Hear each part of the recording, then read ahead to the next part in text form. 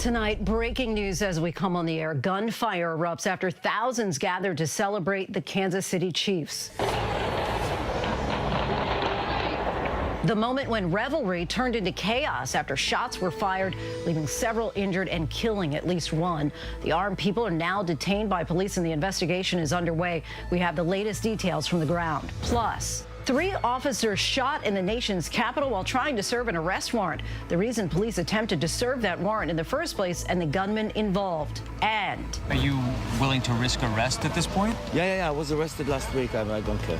After months of desperation, the extreme measures some Israeli families are now taking to put pressure on their government to get their loved ones still held hostage by Hamas back at home. Good evening, everyone. I'm Lindsay Davis. Thanks so much for streaming with us. A Buffalo supermarket, a South Carolina church, a Las Vegas music festival, a Florida high school, and today, a Kansas City Super Bowl parade. Tonight, we begin with yet another mass shooting in this country. It happened as hundreds of thousands of people were gathered to celebrate the Kansas City Chiefs winning the Super Bowl. Live TV coverage captured the moment. Shops rang out near Union Square in Kansas City. You can hear the bullets there. Tonight, we know at least one person is dead and at least 21 others are injured. You can see one of the officers taking one man down. Tonight, 3 suspects are in custody. A short time ago, we heard from the mayor of Kansas City who talked about the security situation. We had over 800 officers there, staffed, situated all around Union Station today. We had security in any number of places, eyes on top of buildings and beyond. And there still is a risk to people. And I think that's something that all of us who are parents, who are just regular people living each day, have to decide what we wish to do about it. Parades, rallies, schools, movies, it seems like almost nothing is safe. Only hours after this mass shooting, reports then came in about at least 4 people who were shot outside of a high school in Atlanta. All of this comes 6 years to the day after a gunman opened fire inside Marjorie Stoneman Douglas High School in Parkland, Florida, killing 17. Our Alex Perez went to Kansas City to cover the celebration, but instead tonight he leads us off with the carnage of the 47th mass shooting in this country in just the first 45 days of the year. Tonight, panic and chaos in Kansas City just as the victory celebration was ending. This was the moment that gunfire rang out. You could hear it in the crowd. Our station affiliate KMBC broadcasting live when the shots were fired. Shots were fired west of Union Station near the garage. Multiple people were struck. Hundreds of terrified fans running for their lives. All of a sudden, people started crushing forward. Everybody started running. There was screaming. We didn't know what was happening, but this day and age, when people run, you run. And so I put my arms around her, and we tried to push through so people wouldn't run on top of us. And there was a woman crying, saying something about somebody had been shot. This video appears to show bystanders tackling someone as they try to run away. Another video showing law enforcement tackling another person to the ground. At least one person killed.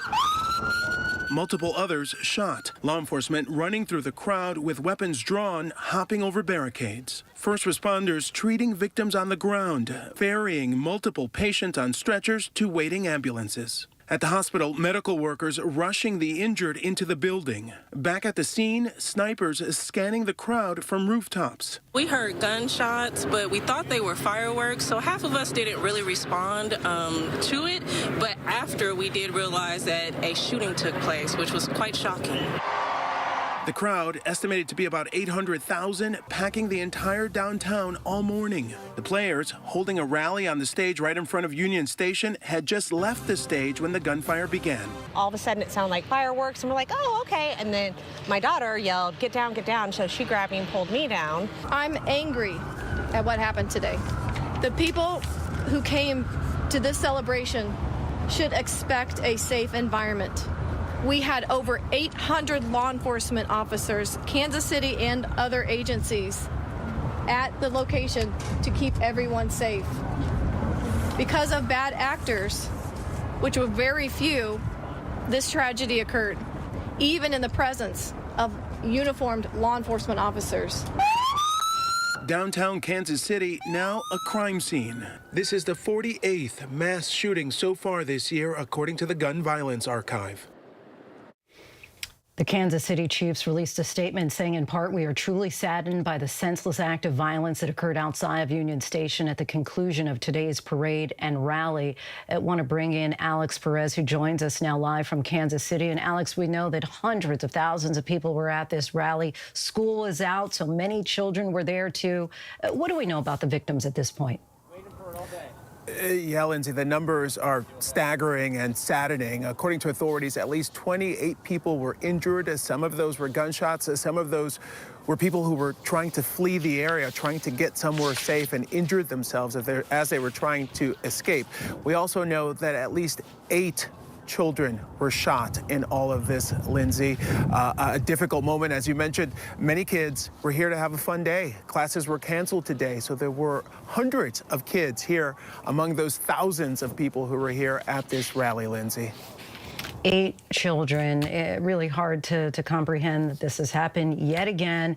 Alex, I do want to just ask you on a personal level, you were there to cover a celebration. What were you thinking then when you started hearing the gunshots and in turn the chaos?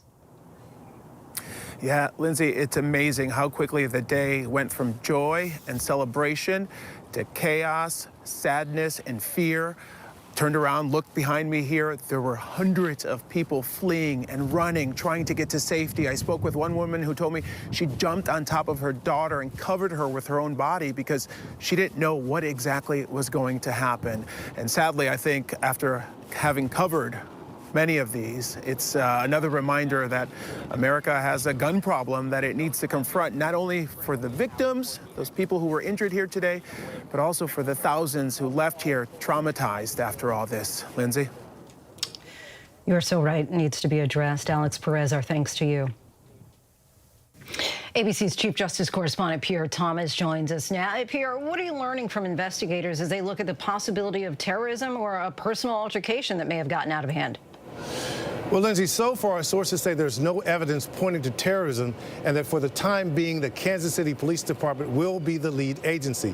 But it's still early in the investigation, and if anything changes, FBI agents are already at the scene assisting local police.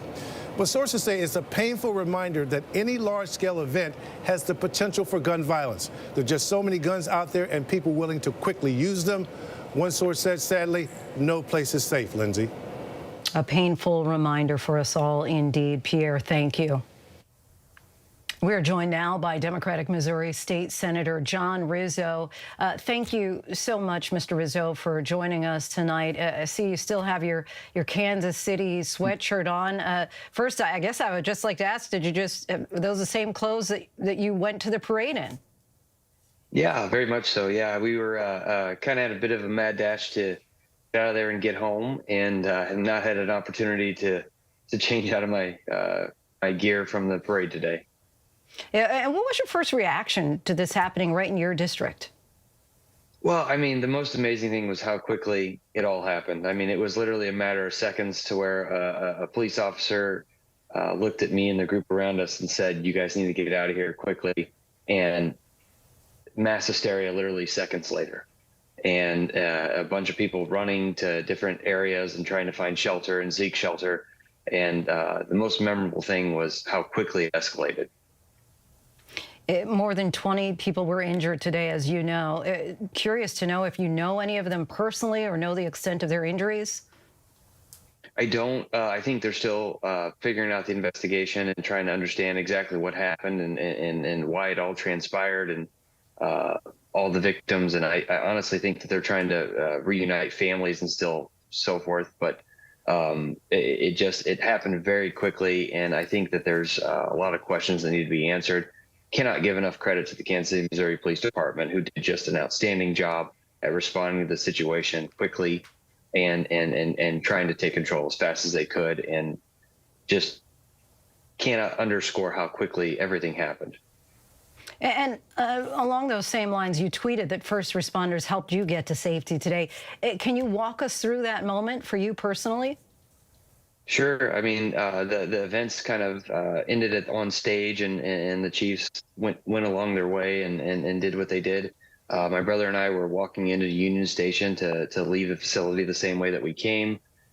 We actually ran into a police officer at that time, was at the door, and said, "You guys need to get going, move quickly." And then within seconds, people were running and screaming. We were able to get to sort of the bowels of Union Station, where we were held in shelter in place, and we were in a place to where they were kind of clearing the area until everything was okay. And we stayed there and did everything that we were told to do. At that point, once it was safe, moved to buses, which then got us out of there. But I literally can't underscore how quickly it happened, how great the Kansas City, Missouri Police Department was in the situation, how fast they were to get us to a safe space. And it didn't matter who you were or who you were with. They were literally gathering people, putting them into safe areas, trying to get a count of who was who and where they were, and get people out of the situation, control it, and get people out. And just did a fantastic job. But really happened very quickly in a space where we were felt safe, but aware of what was going on. And then once that cleared and transpired, we were able to get to a bus and get out of there. You're calling for common sense gun safety laws, saying we need them now. Can you say if a lack of those laws actually led to today's shooting? Yeah, I mean, look, we know for sure that the gun laws in the state of Missouri aren't helpful to what happened today. They're still going to have to figure out exactly what happened and how it transpired. But the last decade of loosening gun laws in the state of Missouri, I'm sure, did not help the situation today. It's one of those things that it could be prevented 110%, no. But if you have an opportunity to do something, why would you not? And that's a situation and the question that the Republican Party of the state of Missouri has to answer over and over for the last decade as to why they've continued to loosen gun laws in the state of Missouri, and people who are going down to enjoy a parade to celebrate their team winning the Super Bowl end up like this. And it's sad. There's not a reason to point blame today. It's just a sad situation. This should have been a jubilant day, an excited day, and a happy day for everyone in Kansas City to celebrate their team winning a Super Bowl. And instead it ended like this. And it's just a sad day all around, unfortunately. Tragic day, certainly across the country. State Senator John Rizzo, we thank you so much for your time. Appreciate it. Thank you.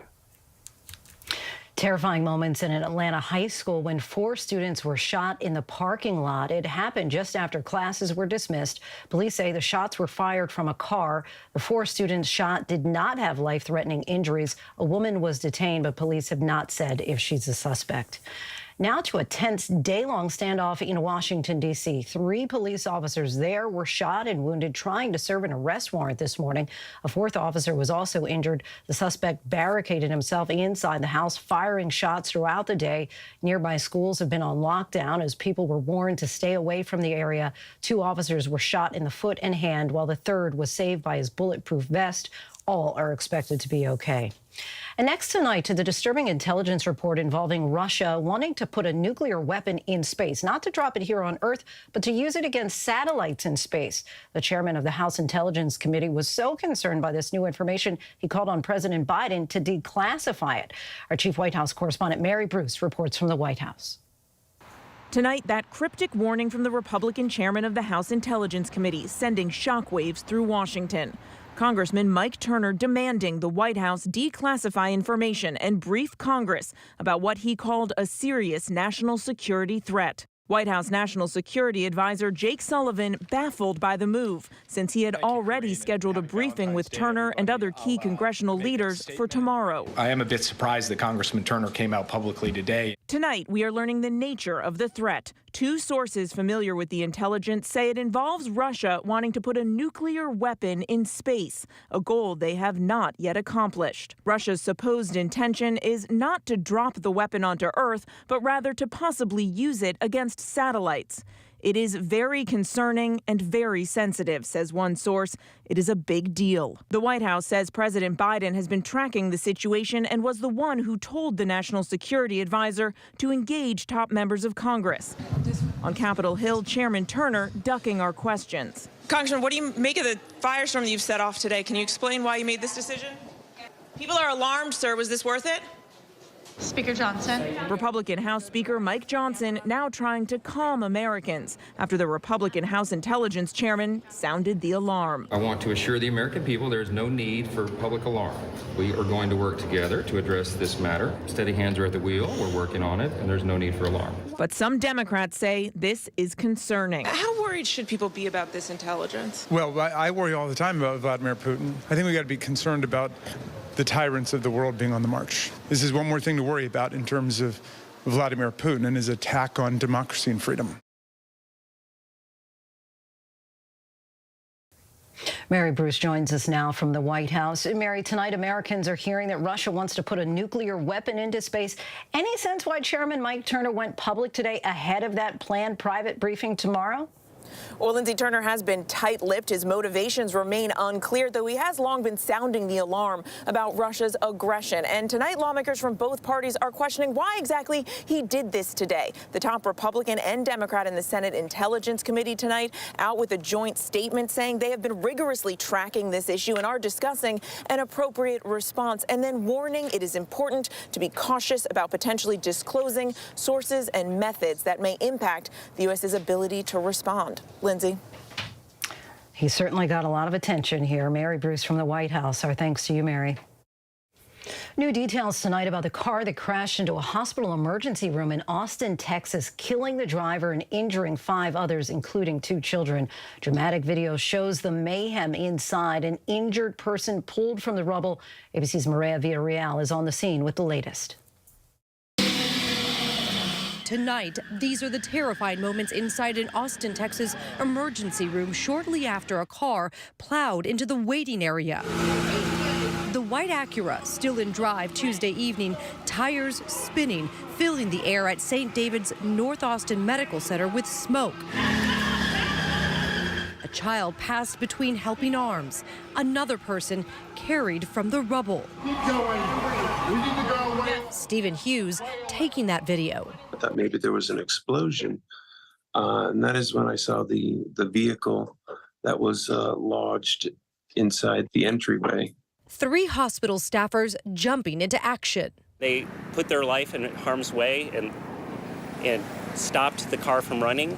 The driver, identified as 57-year-old Michelle Holloway, killed. 5 others, including 2 children, injured and transported to another nearby hospital. And Maria Villarreal joins us now from Austin, Texas. Maria, do investigators have any idea what caused this crash?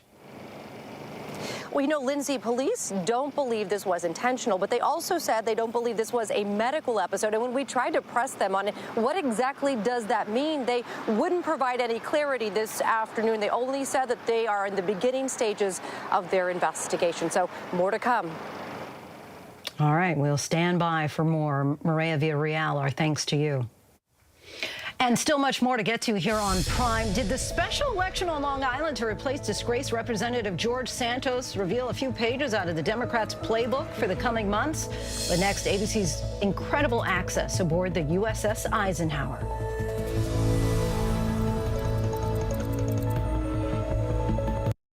Whenever news breaks, we are here in Israel, a nation at war after that brutal surprise attack by Hamas. On the ground in Ukraine, reporting from Lewiston, Maine. The scene of a horrific mass shooting. ABC News Live is right there everywhere. From the scene of that deadly missile strike in Dnipro, Ukraine. Reporting from the earthquake in Turkey. In Rolling Fork, this tornado tore through this little town. From the most devastating disaster in Hawaii. From Charleston, South Carolina, on the 2024 campaign trail. In Iceland, let's go. Traveling with the president in Mexico City. Wherever the story.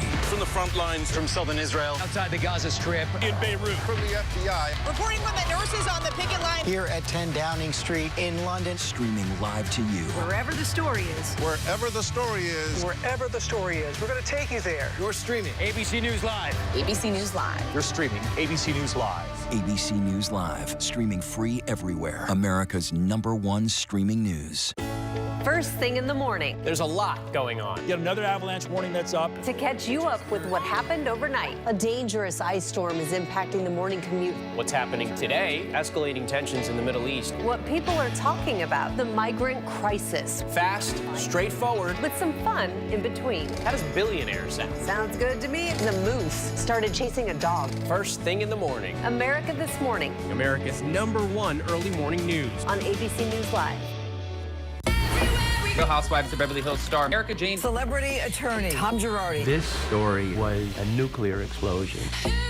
Today, several victims will get a chance to finally meet Erica Girardi. I'm at sort of a loss for what to say. Did you see the documentary? The Housewife and the Hustler? I did. I wanted Erica to say, I'm sorry, face to face. Erica, why did it take you so long? The Housewife and the Hustler 2, only on Hulu. Overseas tonight, rare access to U.S. military operations in the Red Sea, deflecting attacks from Houthi militants in Yemen. Military officials say the U.S. has been, quote, degrading the Houthis' capabilities with defensive strikes in the region. F-18 fighter jets taking off from the deck of the USS Eisenhower playing a key role. Our Britt Clennett is aboard the Eisenhower in the Red Sea. Tonight, we're on board the USS Eisenhower in the Red Sea, given inside access on the front lines of the fight against Houthi rebels. And it comes just as U.S. forces launched new attacks, destroying an anti-cruise ship Houthi missile that was preparing to strike more ships in the region. Another Super Hornet taking off for a mission across the Red Sea. There's been at least 47 Houthi missile and drone attacks on ships since mid-November, but just 2 in the past 6 days. Evidence, Rear Admiral Mark Miguez tells me that the almost daily U.S. airstrikes are working. We have reduced some of their capability. I don't see them being able to sustain the way that we can sustain over the long term. What if they get more and more help from Iran, arms, intelligence? We know that's happening. And we continue to monitor it, and we continue to interdict when we can. On alert day and night. Even under the cover of darkness, this operation in the Red Sea continues. A short helicopter ride away, the destroyer, the USS Gravely. Every weapon system they have here on the destroyer, this is where they're deployed from. This is where they're fighting the Houthis. Teams here have mere seconds to counter Houthi threats. How quickly do you have to respond here? It can vary based on the threat, of course, so it can vary from seconds to minutes. And Britt Clennett joins us now live from Bahrain. Britt, we know that Houthi attacks have forced many owners of cargo ships to reroute around Africa. Has America's show of force put ship owners at ease at all? Are more ships now back to transiting the Red Sea? Well, Lindsay, the question really is now whether this show of force and the lull in Houthi attacks is enough to convince major shipping companies that it's now safe to sail through this vital shipping route. Lindsay? Britt Clennett for us in Bahrain. Britt, thank you.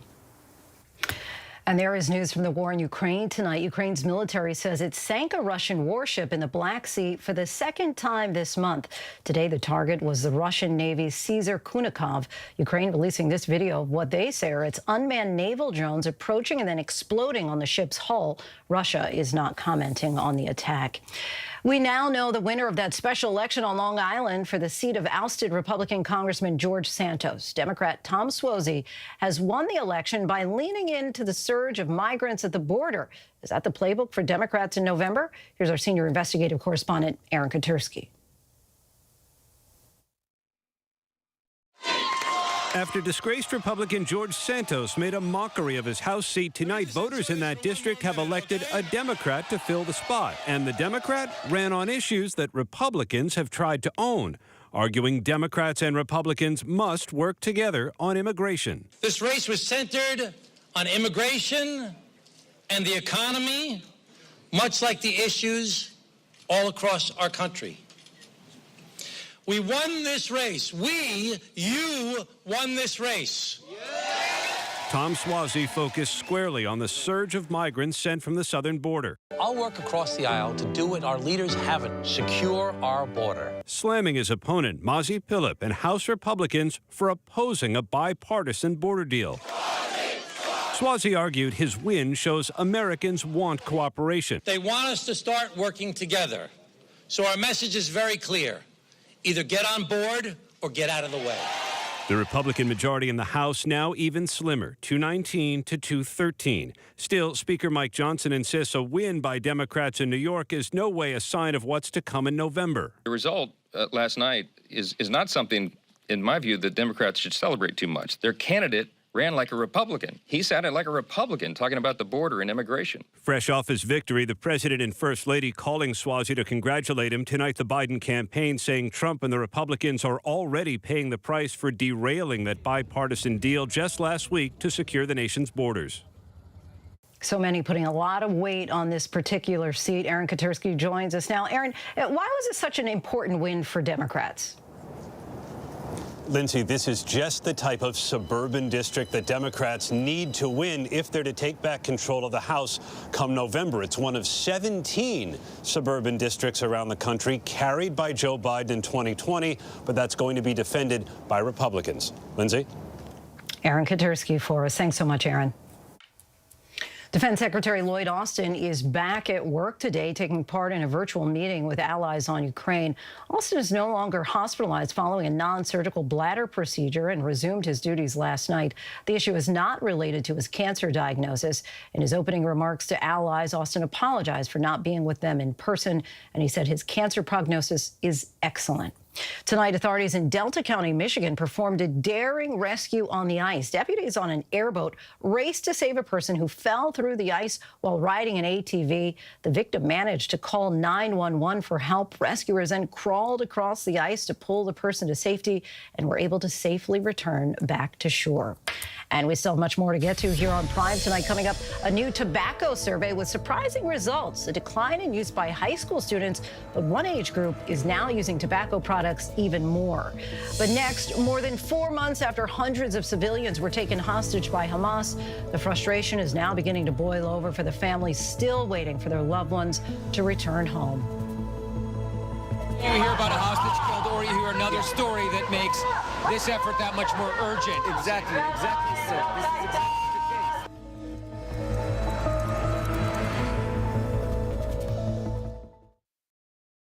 With so much at stake, so much on the line, more Americans turn here than any other newscast. ABC News World News Tonight with David Muir, America's #1 most watched newscast across all of television. This is ABC News Live. The crush of families here in Poland. At refugee centers In Putin's Russia. On the ground in Ukraine. Close to the front line. From the capital, destructive Cat 4 storm. You're along I-5. Boston is in the bullseye. Let's go. ABC News Live, America's #1 streaming news. Anytime, anywhere. Streaming 24/7, straight to you for free. Thank you for making ABC News Live America's #1 streaming news. From America's #1 news comes the all-new ABC News app. Breaking news, incredible video, faster, smarter, and customizable to your interests. If you love being in the know, you're gonna love this. Experience the all-new ABC News app. Download it now. Real Housewives of Beverly Hills star Erica Jane. Celebrity attorney Tom Girardi. This story was a nuclear explosion. Today, several victims will get a chance to finally meet Erica Girardi. I'm at sort of a loss for what to say. Did you see the documentary? The Housewife and the Hustler? I did. I wanted Erica to say, I'm sorry, face to face. Erica, why did it take you so long? The Housewife and the Hustler 2, only on Hulu. First thing in the morning. There's a lot going on. Yet another avalanche warning that's up. To catch you up with what happened overnight. A dangerous ice storm is impacting the morning commute. What's happening today? Escalating tensions in the Middle East. What people are talking about. The migrant crisis. Fast, straightforward. With some fun in between. How does billionaire sound? Sounds good to me. The moose started chasing a dog. First thing in the morning. America This Morning. America's #1 early morning news. On ABC News Live. So the question is... Okay, here we go. Are you kidding me? What would you do? You just won't believe what people do when they think no one's watching. And this season, I brought Sarah Haynes and Kamal Bell along for the ride. All right, let's break it. Is John Theonis here? I was was here all the time. The all-new season of What Would You Do premieres Sunday night on ABC. Why do so many people start their day here? From ABC News, this is Start Here. To be in the know and get a different take on the day's top stories. A lot of news today, so let's get into it. Listen now to the Daily News Podcast honored with 4 Edward R. Murrow Awards and see why the New York Times calls it a news podcast worth listening to. Start Here, ABC News. Make it your daily first listen. Now, that's a part of the story I bet you didn't see coming. Wherever you get your podcasts, Start Here. It's lunchtime in America, so what are we serving up? Well, how about everything you need to know? You know, that sounds pretty good. Give it to me. Your health, your money, breaking news, pop culture with the biggest stars, music, trends, and of course, good food. GMA 3, what you need to know. A third hour of GMA in the afternoon. So join us, afternoons. For everything you need to know. I love that. Reporting from the Capitol, I'm Rachel Scott. Wherever the story is, we'll take you there. You're streaming ABC News Live. Welcome back, everyone. It has been more than 4 months since Hamas fighters stormed into Israel, killing roughly 1,200 people and taking about 250 civilians hostages. Today, the loved ones of the dozens who are still being held captive by Hamas in Gaza traveled to the International Criminal Court in The Hague, calling for arrest warrants to be issued for Hamas leaders on charges including genocide. Among these families, there is a palpable sense of frustration. And back in Israel, some are resorting to increasingly combative tactics to try to pressure the government to cut a deal with Hamas to bring the hostages home. Our chief national correspondent, Matt Gutman, has been following the hostages' harrowing stories for months now and speaking with those who were taken hostage and their loved ones, and has this in-depth report in tonight's Prime Focus.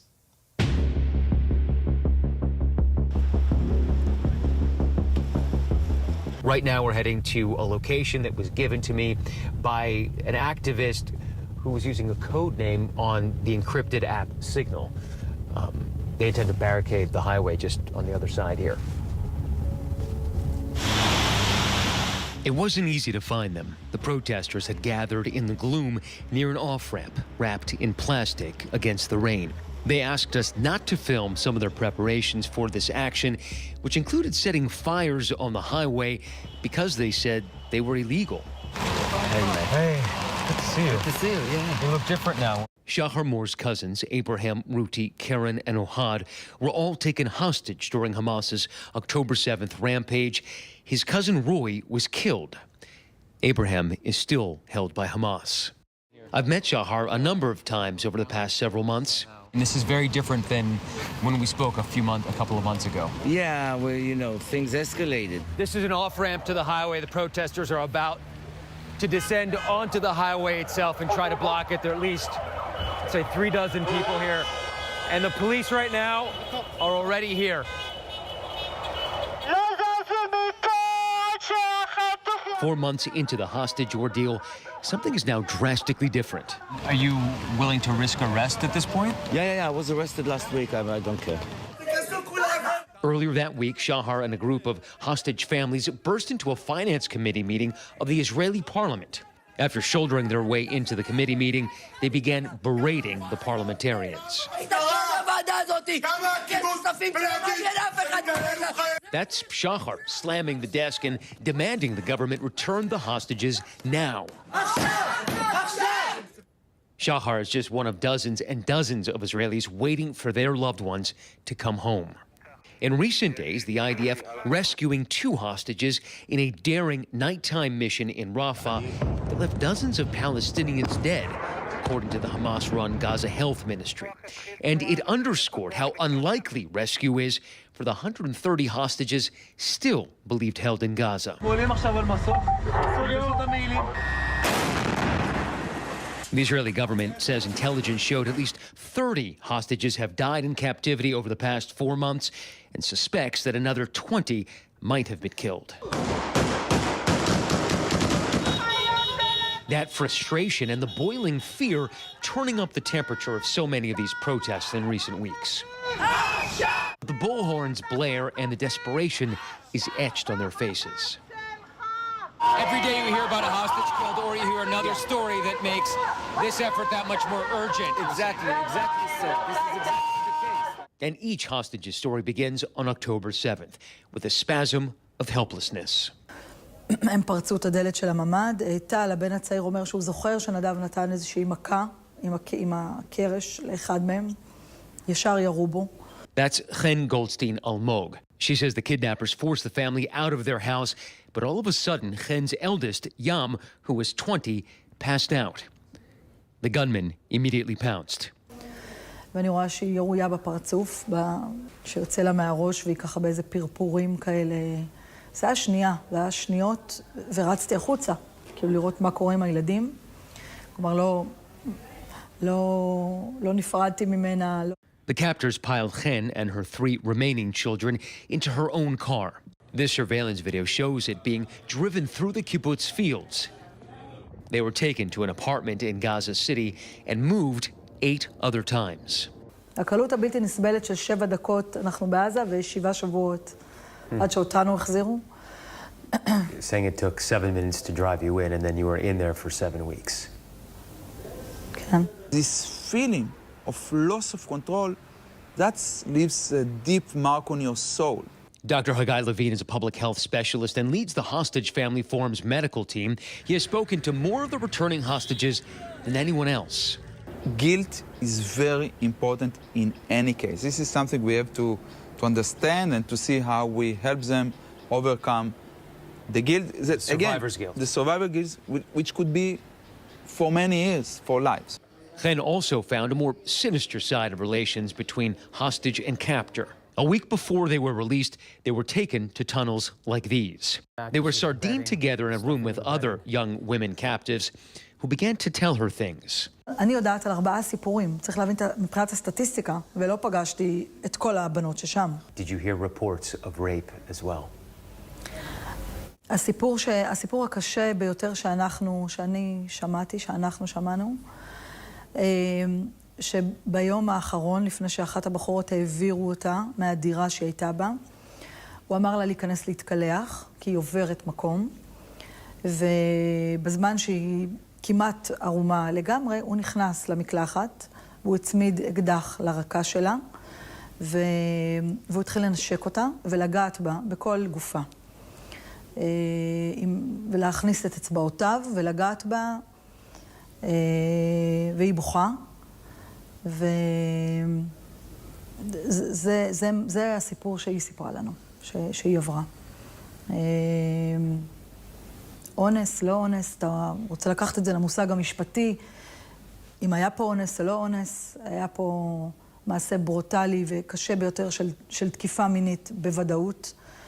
הוא כפה את עצמו עליה וניצל אותה בצורה הכי שפלה ומזעזעת שיכולה להיות. זה הסיפור שאנחנו היינו עדות לו. In some ways, Chen was lucky. She was never separated from what was left of her family. Others were.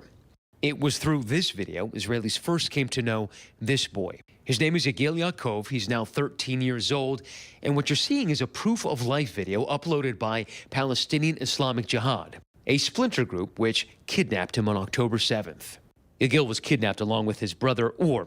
Their mother, Renana, was on the phone with the boys during those agonizing moments. At about 9 o'clock, they heard someone walking in, and 10-15 minutes later, I could hear live on the phone people speaking in Arabic, men breaking in, and the door was broken into, and they took Yigil. An anguished Renana speaking to our Lindsay Davis just 2 days later. I want my children back home. I want them to fight each other. I want them to annoy each other. I want them to get on my nerves again. I want them back. She couldn't have known it, but the boys had been separated, carted off into Gaza by different groups. He was with his boxers, barefoot, and he was taken out with a knife put to his throat. On neck. Yeah. Throat, neck. Throat and the neck is very similar. It's very close. And what about your brother? Also taken out? לא ראיתי אותו אחר. So you were separated? Yeah.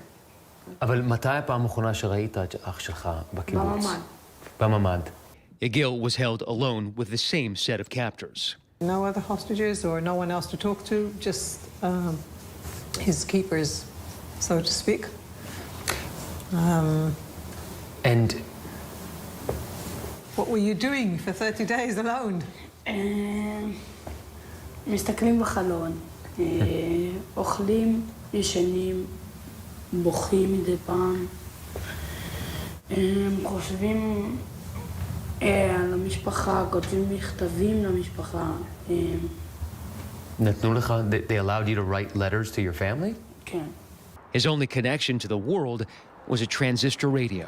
מקשיבים לרדיו פעם בשעה בערך. שומעים על אנשים שנרצחו, שנחטפו. One day, he was told he was going home. בעל בית לקח אותי בווספה. אני הייתי עם משקפי שמש, זה היה בלילה. ג'יפ כזה טויוטה לבן לקח אותי. עברית טובה, מאוד. Hours later, he was moved again, laying eyes on his brother for the first time since they were kidnapped. What was it like to see your brother again after 52 days? מטורף. Crazy. כן. Did you hug? ברור. בחיים לא התחבקנו. Never again. A one-off. The hugs of celebration and their hero's welcome in Israel quickly dissolving into devastating news. Egil's father was still being held. What is it like not hearing anything about your father? מאוד קשה. כבר אתה רוצה לדעת על עוד חיים או משהו, אתה רואה שפתאום הרבה מקבלים מידע על ה... And so they soldier on, one of the many families hoping to be whole again. Oh my God. A couple of days after that nighttime protest on Tel Aviv's highway, Shahar's muddy pants still hanging on his chair. So I see you've got, this is the laundry that you haven't been able to get to. Yeah. I mean, tomorrow morning, hopefully. Basically you run from one demonstration to another. The weekends are hectic. And just in the past few days, Shahar again resorting to less than strictly legal means. Shahar on that highway, spattering fake blood, getting detained. And despite the energy and the fervor to fight, among so many families, there's the shadow of doubt. Does it help? We hope. We hope. Will it work? With everything they've done, will it even make a difference? A fascinating report there from Matt Gutman. Our thanks to him. And we still have much more ahead here on Prime tonight. A 13-year-old girl who went missing from her South Carolina home this week has been found safe in Florida. But who was her alleged abductor? And we talk with songwriter and multi-instrumentalist Brittany Howard. With 5 Grammys already under her belt, the frontwoman for the band Alabama Shakes tells us all about her second solo album and her sources of inspiration.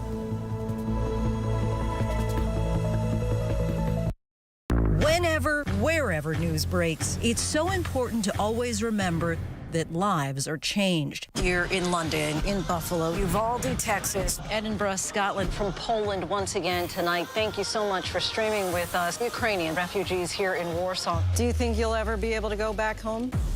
We're heading to a small community outside of Mexico City. Splintered houses and splintered lives. The magnitude of the devastation.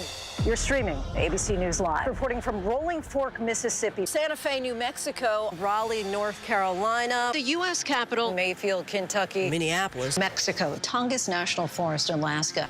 Getting you behind the stories as they happen, giving you a front row seat to our world as it plays out in real time, live. ABC News Live Prime. We'll take you there. Stream ABC News Live weeknights, America's most honored streaming news program, only on ABC News Live. Streaming free right now wherever you stream your news. first thing in the morning. There's a lot going on. Yet another avalanche warning that's up. To catch you up with what happened overnight. A dangerous ice storm is impacting the morning commute. What's happening today? Escalating tensions in the Middle East. What people are talking about. The migrant crisis. Fast, straightforward. With some fun in between. How does billionaire sound? Sounds good to me. The moose started chasing a dog. First thing in the morning. America This Morning. America's #1 early morning news. On ABC News Live. This is ABC News Live. The crush of families here in Poland. At refugee centers. In Putin's Russia. On the ground in Ukraine. Close to the front line. From the capital. Destructive Cat 4 storm. You're along I-5. Boston is in the bullseye. Let's go. ABC News Live, America's #1 streaming news. Anytime, anywhere. Streaming 24/7, straight to you for free. Thank you for making ABC News Live America's #1 streaming news. Whenever, wherever news breaks, it's so important to always remember that lives are changed. Here in London, in Buffalo, Uvalde, Texas, Edinburgh, Scotland. Reporting from Rolling Fork, Mississippi. Ukrainian refugees here in Warsaw. We're heading to a small community outside of Mexico City. Getting you behind the stories as they happen. ABC News Live Prime. We'll take you there. Stream ABC News Live weeknights wherever you stream your news. Only on ABC News Live. Get ready, America, every Friday. The hottest trends, styles, and must-have. What's the right stuff to buy right now? I really love that. It's time to buy the right stuff. Yes! And save big time, too. The right stuff. Fridays on GMA. You're going to love it. Why do so many people start their day here? From ABC News, this is Start Here. To be in the know and get a different take on the day's top stories. Start Here. Now, that's a part of the story I bet you didn't see coming. Make it your daily first listen wherever you get your podcasts. We are here in Israel, a nation at war. We've seen tank after tank pouring into this area. This is where it all began. Bullet holes all up the wall. Within minutes, the air raid sirens going off. You can hear the sound of an explosion. We are pinned down here. Tonight, Israel waging a fierce bombardment of Gaza. The Israel-Hamas war. For non-stop live coverage, stream ABC News Live. Reporting from southern Israel, from the front lines. In downtown Ramallah. In Beirut. Wherever the story is, we'll take you there. ABC News Live. A 13-year-old girl is kidnapped from South Carolina. Use of tobacco products is on the rise for at least one age cohort, and the cast of Marvel's upcoming Fantastic Four movie is revealed. These stories and much more in tonight's Rundown.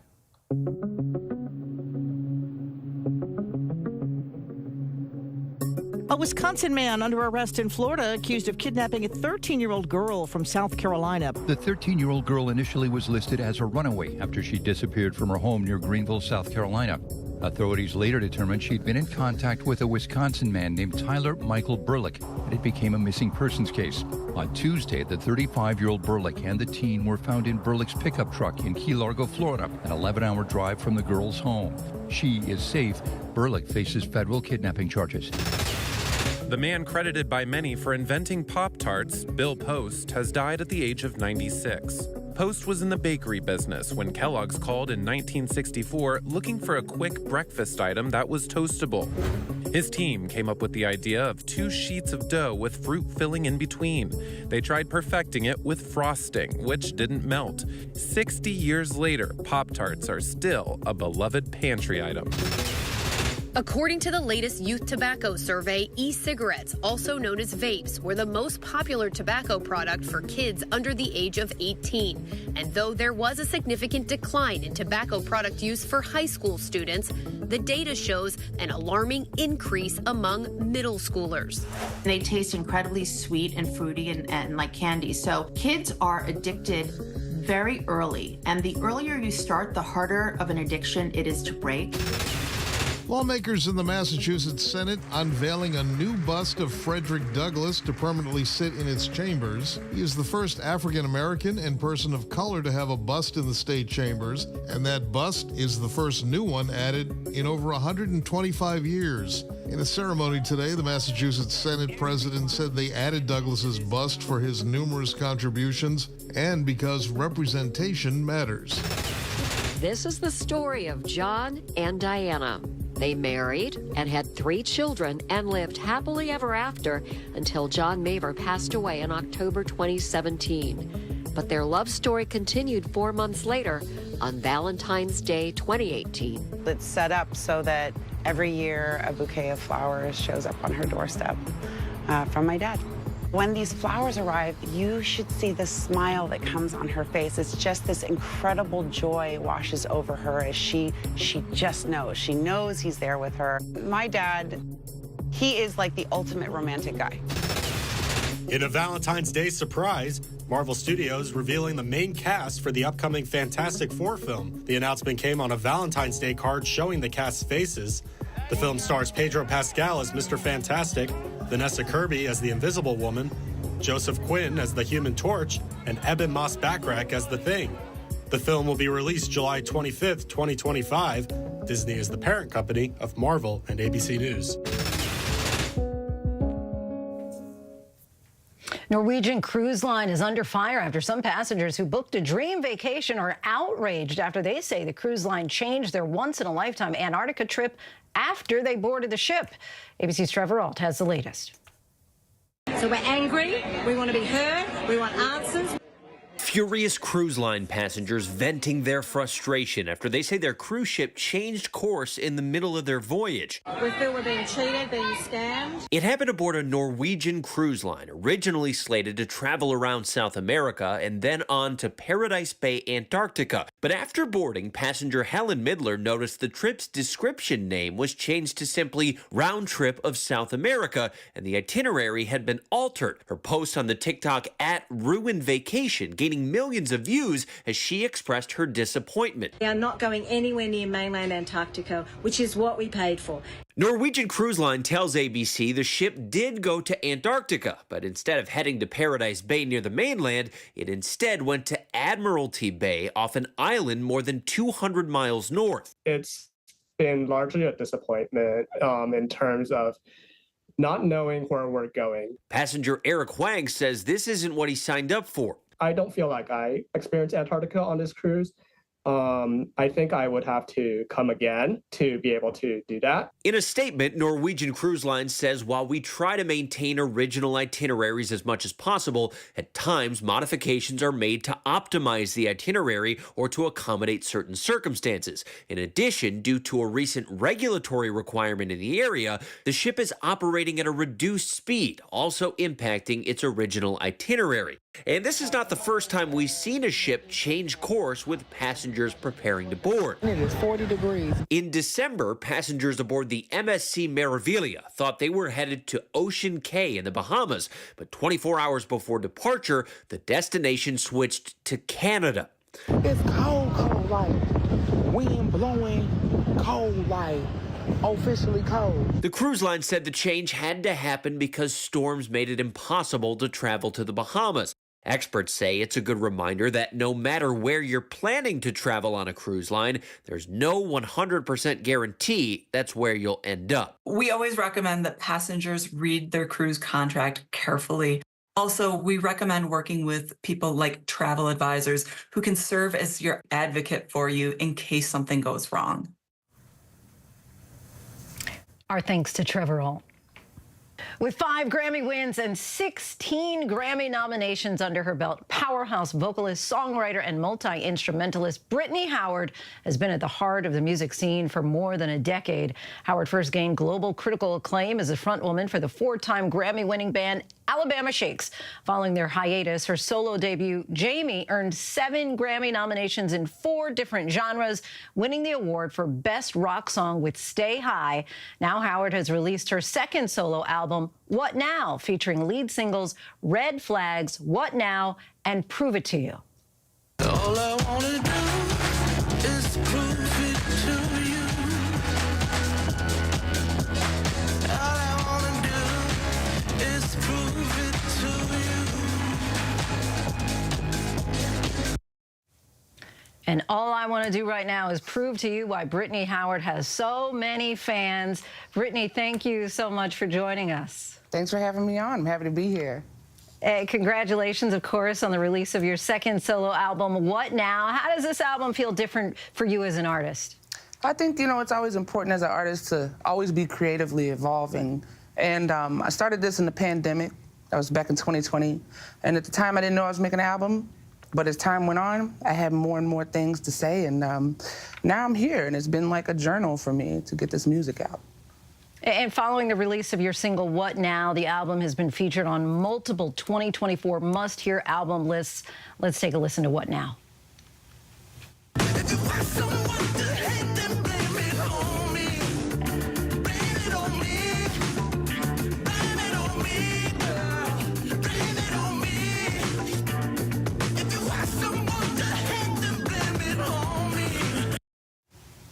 How does it feel to receive such high acclaim, recognition, praise for your music? I mean, it's kind of surreal. I never thought that this was a path I was going to be able to take in my life. Now, I started making music when I was 11 years old, and that's what I said I wanted to do. And so to end up here with Grammy nominations and Grammys and all of these musical inspirations now looking back at me and telling me I'm an inspiration to them, it's like incredible. It feels like a dream, you know? And What Now features, of course, a diverse range of musical styles. What inspired the music and the lyrics in particular on this album? You know, for me, it was just doing a lot of self-reflection, like I think a lot of people were doing during the pandemic. And I just had a lot of questions about myself, and throughout that questioning, I was also turning them into songs and using music as my outlet. And so, yeah, that's kind of how I got here and why there's so much genre across the board, just because all my emotions really show up in different ways. You're also known, of course, as being the front woman for 4-time Grammy Award-winning Alabama Shakes. How does your solo journey differ creatively from working with a band? Well, you know, I loved being a part of Alabama Shakes. We all had our lives changed together, and those are my brothers for life. And taking this path as a solo artist was really a challenge for me. I just wondered what it would be like if I had no one editing my music and it was just like me. And if the ship took off and didn't sink, you know, then that was a risk I took and then it worked out. And if it sunk, hey, that was a risk I took, it didn't work out, you know? But that ship is really staying afloat at this point. With the release of What Now, you're also headlining a tour across the U.S., Canada, and the UK. Tell fans what they can expect. We're going to have a very, very, very electric time. I take performing very seriously. Doesn't matter the size of the room, size of the audience. This is something I have a lot of passion about, is performing. And they can expect me to perform with every ounce and fiber of my being. You're also the voice of Thelma, a pony who dreams of becoming a music star. Netflix's new film, Thelma the Unicorn. What can you tell us about this upcoming film? Listen, Thelma the Unicorn was a children's book, and it's all about remembering who you are, no matter if you're a celebrity and you got famous. It's really just about being yourself and letting those people around you celebrate who that is. So important for children as well as adults. Any other projects that we can look out for? I think right now I'm going to be on the road doing What Now. I'll just encourage everybody to check it out. Brittany Howard, we thank you so much for joining us, and you can listen to her new album, What Now, wherever you stream your music. And that is our show for this hour. I'm Lindsay Davis. Be sure to stay tuned to ABC News Live for more context and analysis of the day's top stories. Thanks so much for streaming with us.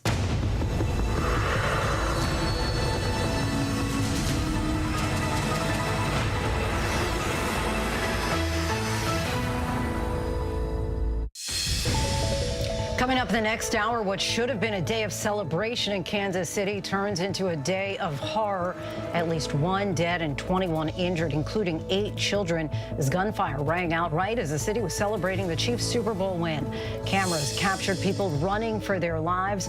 Police say they have 3 suspects in custody. We have the latest reporting for you.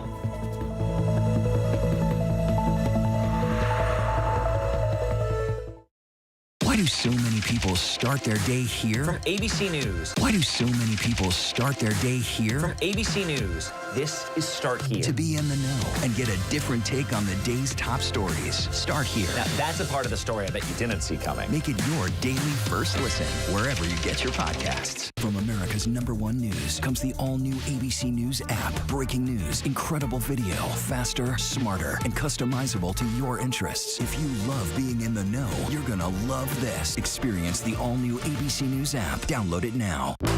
It's lunchtime in America, so what are we serving up? Well, how about everything you need to know? You know, that sounds pretty good.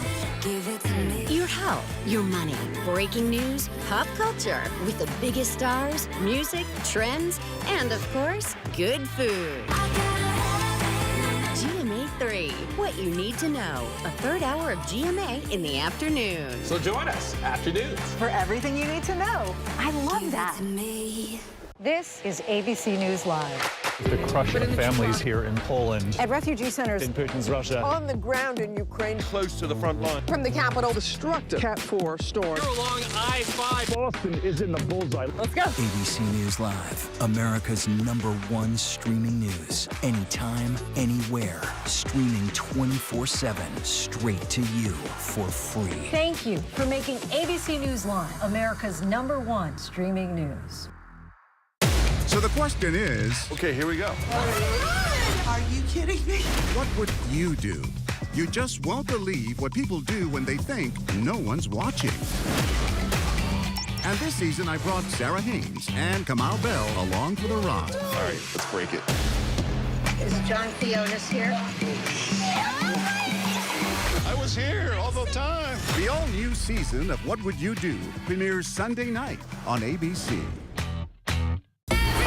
Real Housewives of Beverly Hills star Erica Jane. Celebrity attorney Tom Girardi. This story was a nuclear explosion. Today, several victims will get a chance to finally meet Erica Girardi. I'm at sort of a loss for what to say. Did you see the documentary? The Housewife and the Hustler? I did. I wanted Erica to say, I'm sorry, face to face. Erica, why did it take you so long? The Housewife and the Hustler 2, only on Hulu. Whenever, wherever news breaks, it's so important to always remember that lives are changed. Here in London, in Buffalo, Uvalde, Texas, Edinburgh, Scotland. Reporting from Rolling Fork, Mississippi. Ukrainian refugees here in Warsaw. We're heading to a small community outside of Mexico City, getting you behind the stories as they happen. ABC News Live Prime. We'll take you there. Stream ABC News Live weeknights wherever you stream your news. Only on ABC News Live. Reporting from Monterey Park, California, I'm Robin Roberts. Wherever the story is, we're going to take you there. You're streaming ABC News Live. Good evening, everyone. I'm Lindsay Davis. Thanks so much for streaming with us. A Buffalo supermarket, a South Carolina church, a Las Vegas music festival, a Florida high school, and today, a Kansas City Super Bowl parade. Tonight, we begin with yet another mass shooting in this country. It happened as hundreds of thousands of people were gathered to celebrate the Kansas City Chiefs winning the Super Bowl. Live TV coverage captured the moment. Shots rang out near Union Square in Kansas City. Tonight, we know at least one person is dead and at least 21 are injured. You can see one of the officers taking one man down. Tonight, 3 suspects are in custody. Only hours after that mass shooting, reports then came in about at least 4 people who were shot outside of a high school in Atlanta. All of this comes 6 years to the day after a gunman opened fire inside Marjorie Stoneman Douglas High School in Parkland, Florida, killing 17. Our Alex Perez went to Kansas City to cover the celebration. But instead, tonight, he leads us off with the carnage from the 48th mass shooting in this country in just the first 45 days of the year. Tonight, panic and chaos in Kansas City just as the victory celebration was ending. This was the moment that gunfire rang out. You could hear it in the crowd.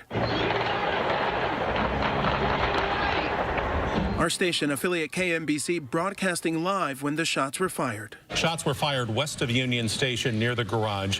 Multiple people were struck. Hundreds of terrified fans running for their lives. All of a sudden, people started crushing forward. Everybody started running. There was screaming. We didn't know what was happening, but this day and age, when people run, you run. And so I put my arms around her, and we tried to push through so people wouldn't run on top of us. And there was a woman crying, saying something about somebody had been shot. This video appears to show bystanders tackling someone as they try to run away. Another video showing law enforcement tackling another person to the ground. At least one person killed.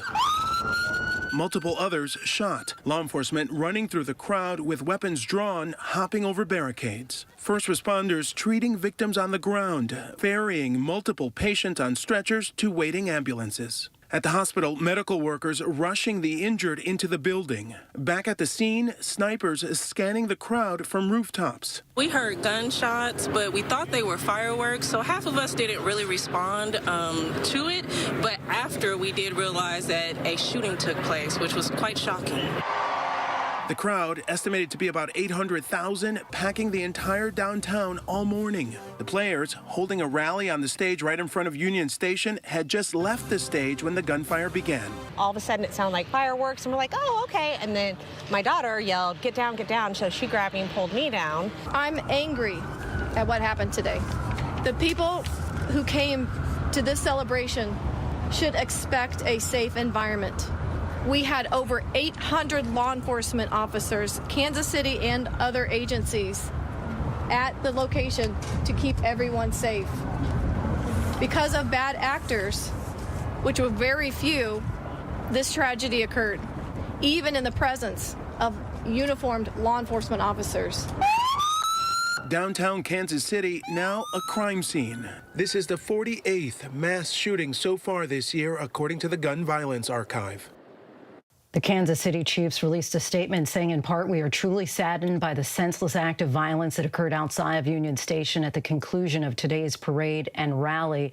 I want to bring in Alex Perez, who joins us now live from Kansas City. And Alex, we know that hundreds of thousands of people were at this rally. School is out, so many children were there, too. What do we know about the victims at this point? Yeah, Lindsay, the numbers are staggering and saddening. According to authorities, at least 28 people were injured. Some of those were gunshots. Some of those were people who were trying to flee the area, trying to get somewhere safe, and injured themselves as they were trying to escape. We also know that at least 8 children were shot in all of this, Lindsay.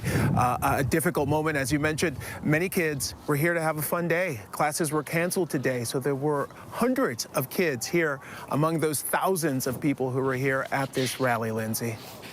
8 children. Really hard to comprehend that this has happened yet again. Alex, I do want to just ask you on a personal level, you were there to cover a celebration. What were you thinking then when you started hearing the gunshots and in turn the chaos?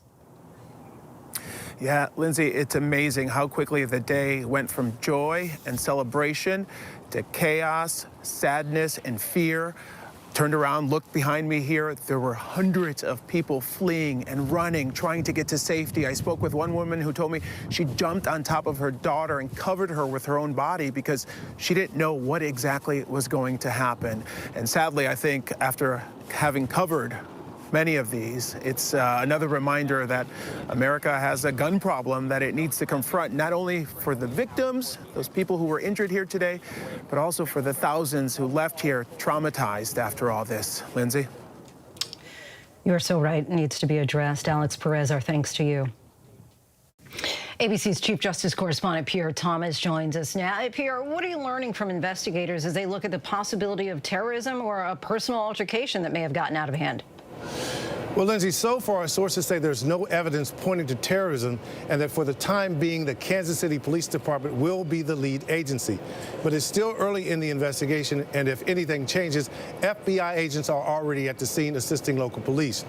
But sources say it's a painful reminder that any large-scale event has the potential for gun violence. There are just so many guns out there and people willing to quickly use them.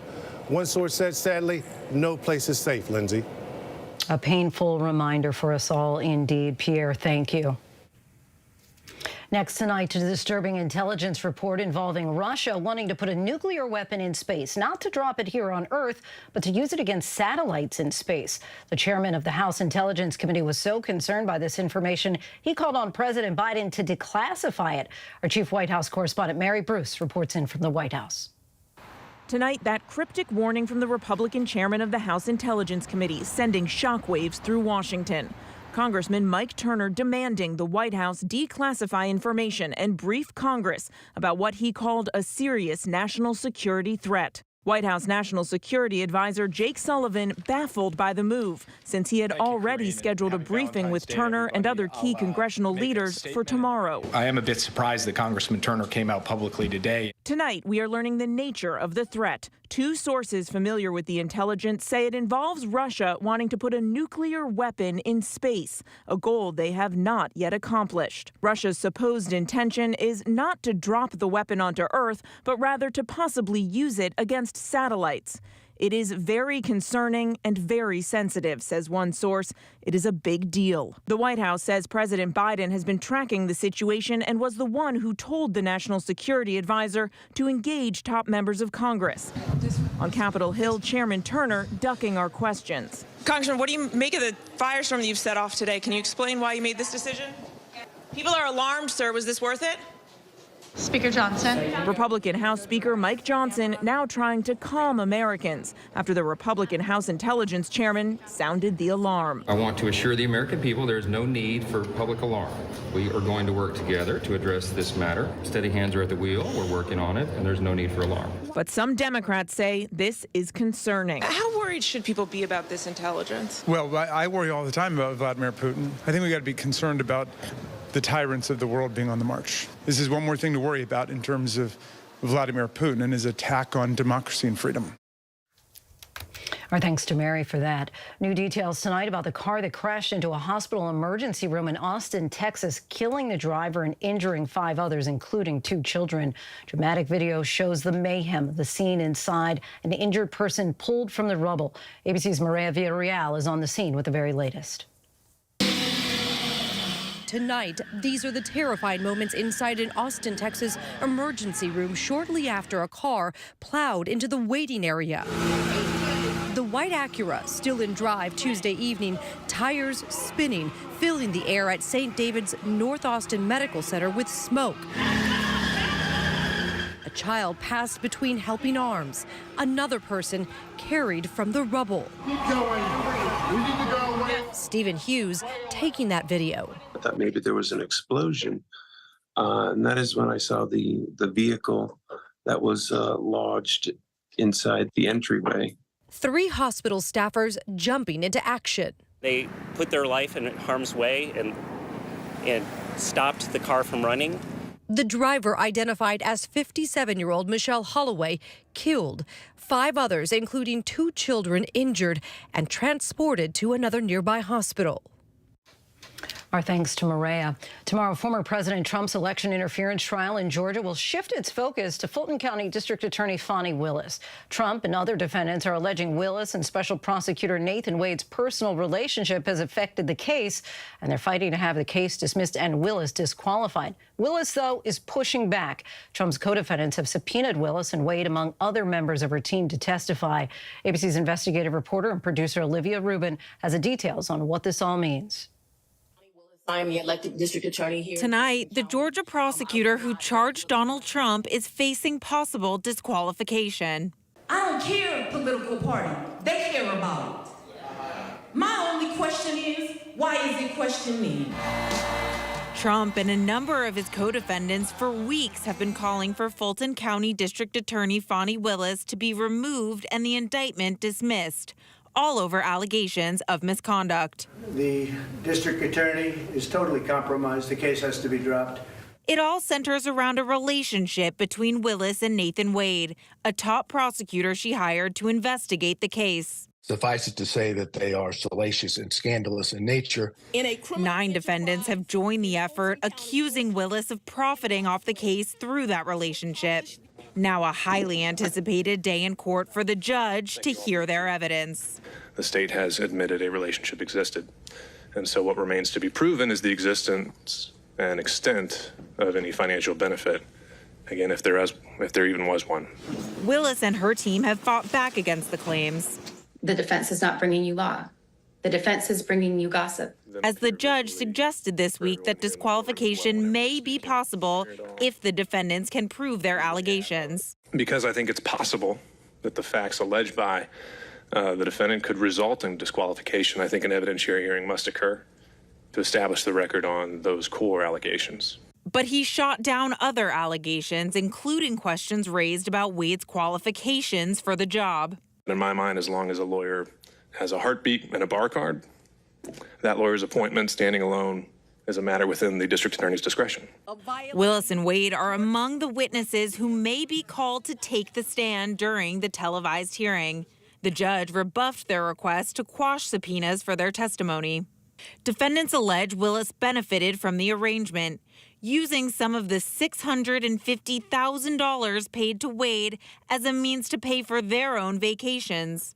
She did receive a lot of benefit, a lot of financial benefit in the forms of different trips, plane tickets, hotel rooms, Ubers, dinners, things like that.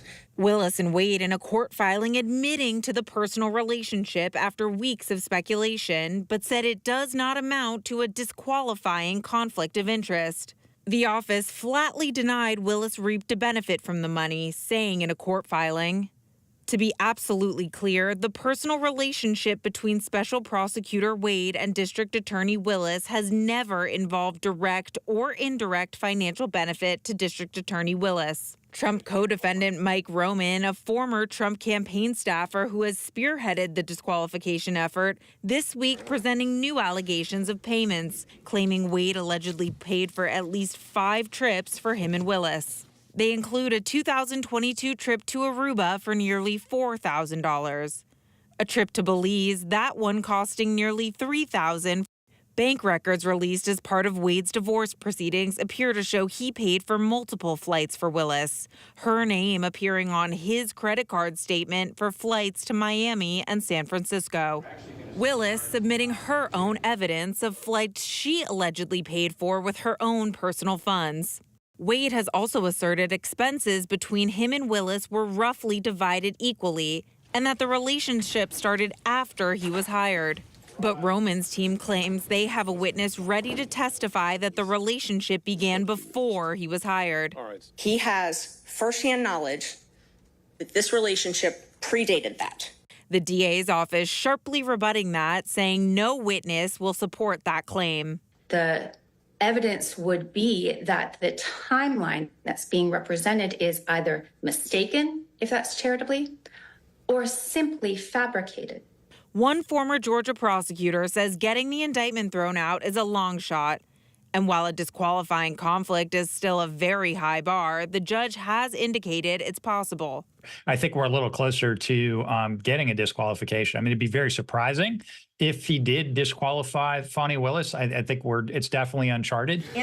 But even if Willis were removed, he says the case would still move forward. I think that would delay the case dramatically. I think it kind of puts us back in limbo.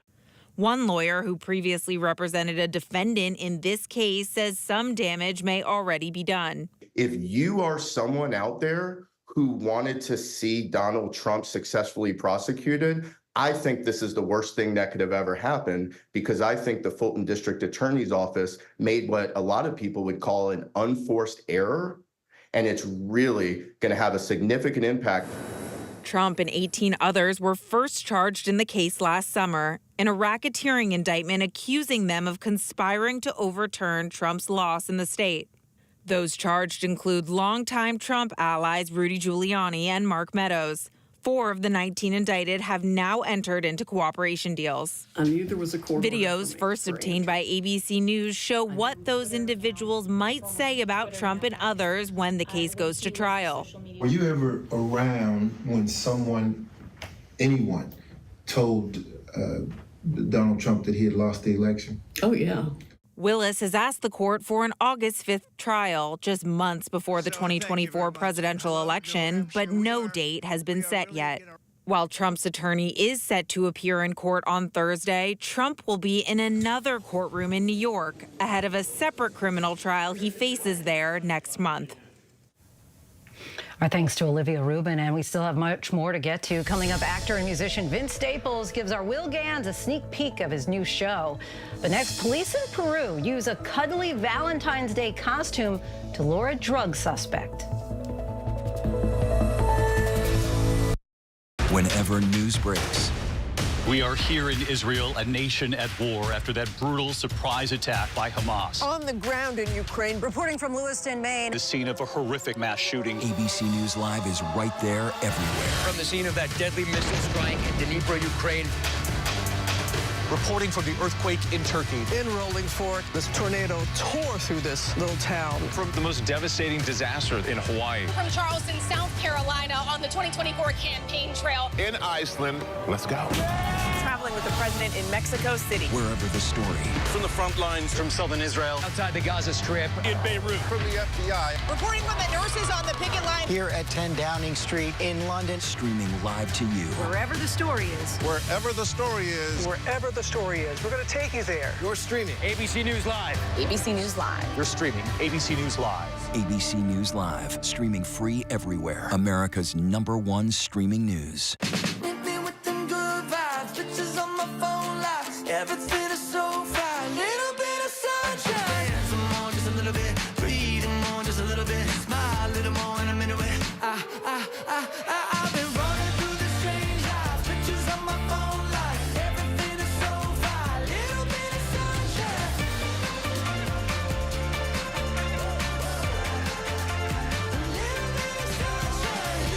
Good morning, America. Real Housewives of Beverly Hills star Erica Jane. Celebrity attorney Tom Girardi. This story was a nuclear explosion. Today, several victims will get a chance to finally meet Erica Girardi. I'm at sort of a loss for what to say. Did you see the documentary? The Housewife and the Hustler? I did. I wanted Erica to say, I'm sorry, face to face. Erica, why did it take you so long? The Housewife and the Hustler 2, only on Hulu. I'm Medea Villarreal in Houston, Texas. Wherever the story is, we'll take you there. You're streaming with ABC News Live.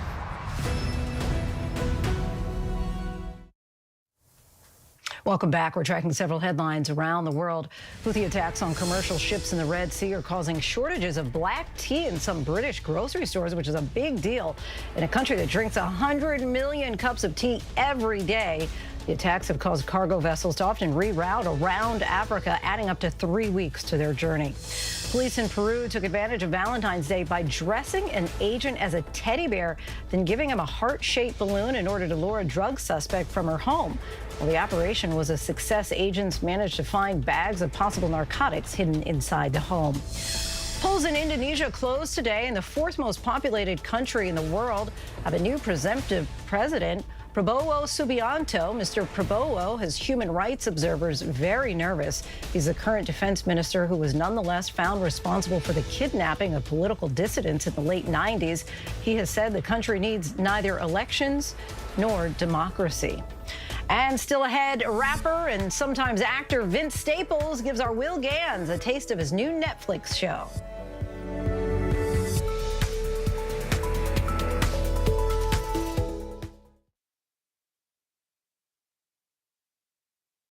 Why do so many people start their day here? From ABC News, this is Start Here. To be in the know and get a different take on the day's top stories. A lot of news today, so let's get into it. Listen now to the Daily News Podcast honored with 4 Edward R. Murrow Awards and see why the New York Times calls it a news podcast worth listening to.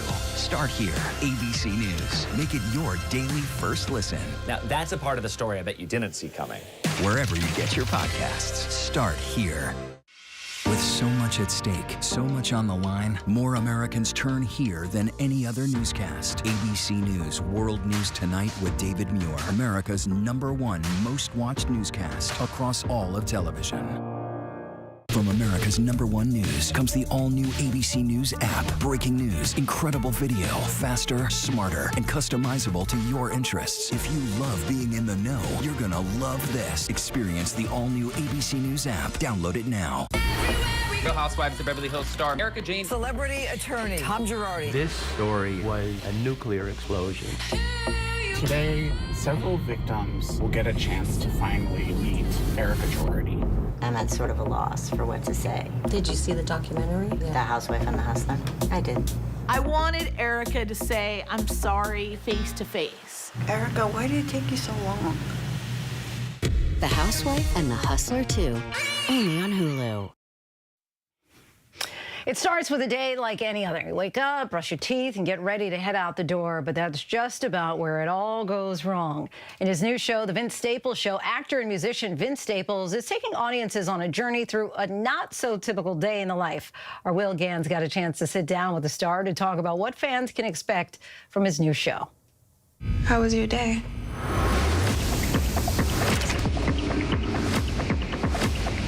I bailed you out last week.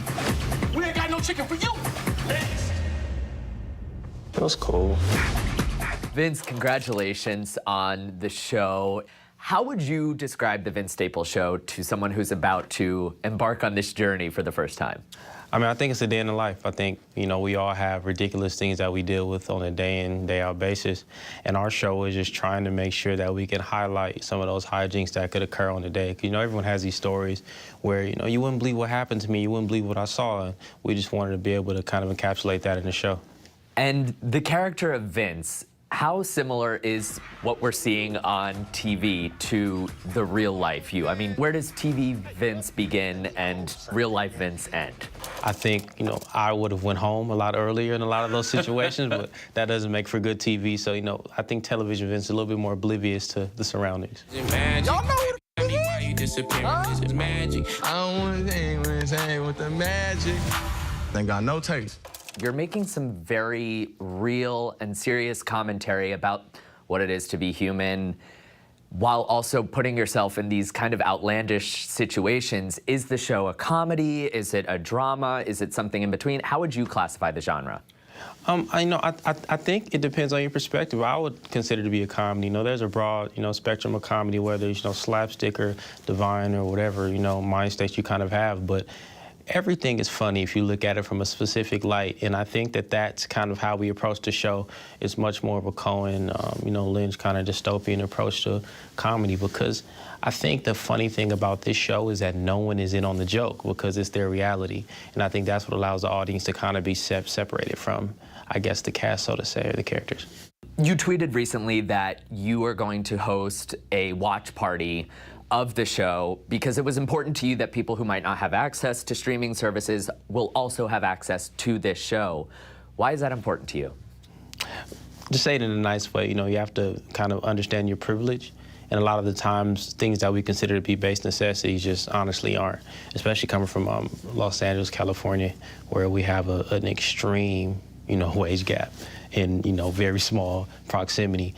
It's important to know that some people just can't afford these things. Like you have Hollywood Boulevard right around the corner from the Netflix offices, where a lot of people are, you know, in dire conditions. So I think it was important to kind of be understanding of that situation, because everybody can't pay $20 a month to watch, you know, multiple television shows. You know what I mean? Right. Like, so I just thought it was important for people who support me, who might not have the finances, to be able to see what the show would be like. Why is everybody in yellow shirts? We changed the color. Paulette, put it in the group text. What damn group text? Let me take that tray, baby. I'll put it with the rest. Do not give that woman my tray.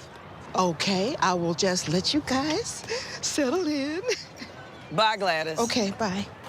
You wear so many different hats when it comes to this show. You're acting, you're writing, you know, you've obviously come up with the idea, and then you share this video on your Instagram of you promoting the show with the bullhorn, standing in the rain in the street.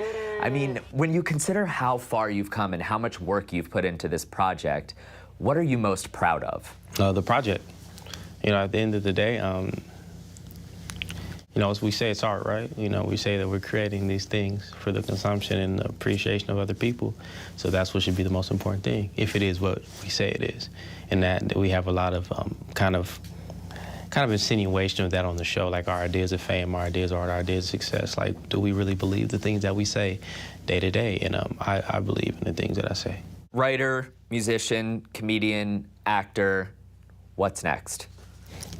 I don't know, man. Next Level Chef. Iron Chef, I don't know, ventriloquist. So many things you can do in Lion Tamer. Lion Tamer, yeah, botanist. Who knows? You know, sky's the limit. What are you bad at? Everything. I have to disagree with you. Everything. That's not true. It just takes time, you know. Caught me on a good day.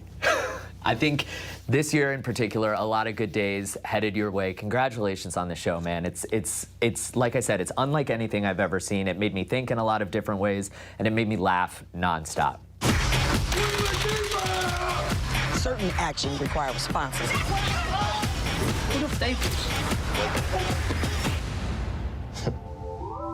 Not really. Feeling like I'm floating to the ceiling.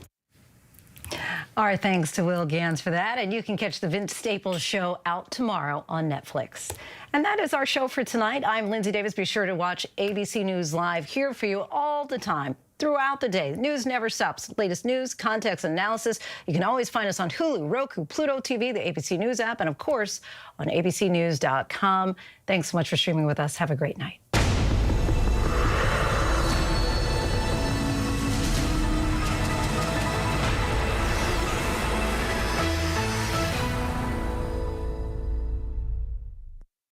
This is ABC News Live. The crush of family.